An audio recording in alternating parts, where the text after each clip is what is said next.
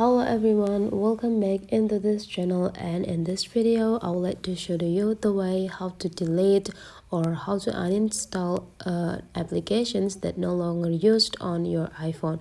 So the first thing you have to do is just finding the applications on your phone.